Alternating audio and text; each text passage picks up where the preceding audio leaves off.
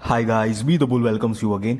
अभी हम जो बात करने वाले हैं बैंकिंग स्टॉक्स के बारे में बात करने वाले हैं। क्यों बैंकिंग स्टॉक से दूर रहना चाहिए, सारे रीजन के साथ बहुत इंटरेस्टिंग डेटा शेयर करेंगे। उससे पहले अगर नए हैं तो प्लीज मेरे चैनल को सब्सक्राइब कर दीजिए। चलिए, तो अब पहले स्टॉक की बात कर लेते हैं। आईडीबीआई बैंक नाम है, 53 का करंट प्राइस है। 5 साल में -15% रिटर्न दिया है दोस्तों, -15%। 57,000 करोड़ की मार्केट कैपिटलाइजेशन है दोस्तों। जितने भी शेयर्स की बात करने वाले हैं ना, सारे के सारे लार्ज कैप कंपनी है। कोई 35,000, कोई 57,000 करोड़, कोई लाख करोड़, कोई 3 लाख करोड़, कोई 9 लाख करोड़। एचडीएफसी बैंक तक सारे के सारे स्टॉक देखने वाले हैं।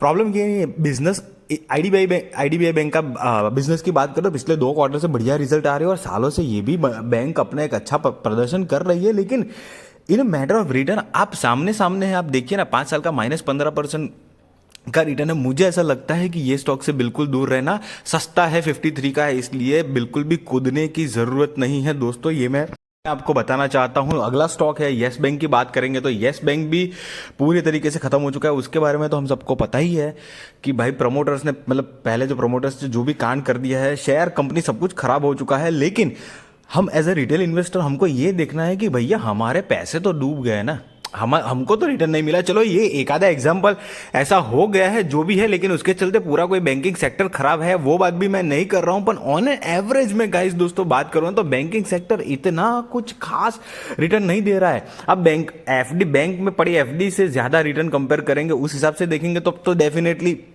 आपको बहुत अच्छा लगेगा। और मैं उसके हिसाब से तो अगर मैं बताऊं तो ढेरों सारे भैया स्टॉक्स आपको मिल जाएंगे मार्केट में, जो आपको बैंक से तो अच्छा रिटर्न दे ही देंगे। थोड़ी सी भी ठीक ठाक कंपनी होगी तो वो देंगे ही देंगे।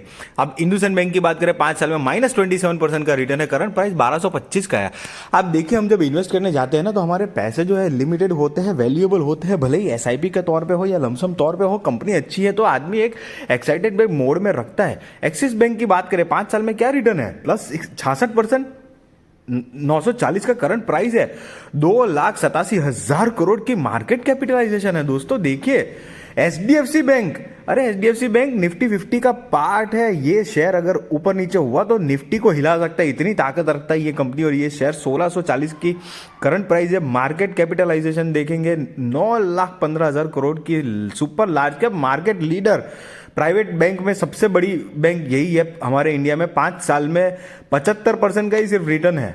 अब एफडी के कंपेयर में वापस मत घुसना। मैं क्यों कर रहा हूं इन मैटर ऑफ कंपेरिजन गाइस, कि पहली बात, ये सारी की सारी जितनी भी कंपनीज की बात करने वाले ना, ऐसा नहीं है कि ये कंपनी का बिजनेस नहीं है, बिजनेस खराब है, चलो कुछ कर नहीं पा रही है। नो, मैं उस हिसाब से बात नहीं कर रहा हूँ। कंपनी के बिजनेस भी अच्छे हैं, डिसेंट, एक प्रोग्रेसिव मोड में है, तो उसके बावजूद भी इस तरह के रिटर्न्स मिलते हैं। और हमको वो चीज़ से ज़्यादा ताल्लुक रखना है कि हमें रिटर्न तो मिले ही मिले, बट हमारे इन्वेस्टमेंट पे ना एक वेल्थ क्रिएट होना चाहिए। वो वेल्थ क्रिएशन वाली फीलिंग आनी चाहिए हमारे इन्वेस्टमेंट पर। नहीं तो मैं सीधी भाषा में बताऊं आपको कि अगर इस तरह का है ना 75, तो आजकल तो मतलब देखो, आप ना पहले पीछे जाइए, यही लाइन चार्ट में अगर पीछे जाएंगे, ग्रीन जो चार्ट है, तो आपको 5 साल पहले क्या 1000 के आसपास की स्टॉक की प्राइस है।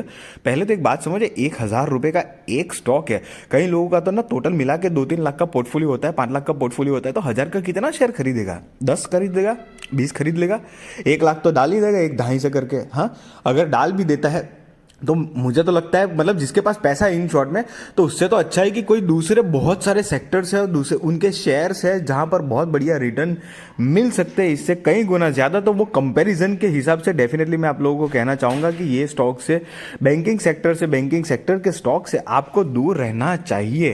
क्योंकि प्रॉफिटेबिलिटी है, बिजनेस अच्छा है, सब कुछ होने के बाद अगर रिटर्न जनरेट नहीं कर पा रही है तो रिटेल इन्वेस्टर के हिसाब से हमको थोड़ा सा दूर रहना चाहिए। और वो जो बात बोली जाती है ना कि भाई हर सेक्टर का टाइम होता है, घूमता है टाइम, अब ये सेक्टर का टाइम आएगा तो 1 साल में सब कुछ कवर कर लेगा, अब कुछ फिर सेक्टर ठंडा हो जाएगा, ये सब बातें नहीं सुननी, मतलब मैं इतना बिलीव नहीं करता हूं भाई। क्योंकि रेगुलर ग्रोथ के हिसाब से जो दिखता है उसके हिसाब से रिटर्न भी मिलना चाहिए।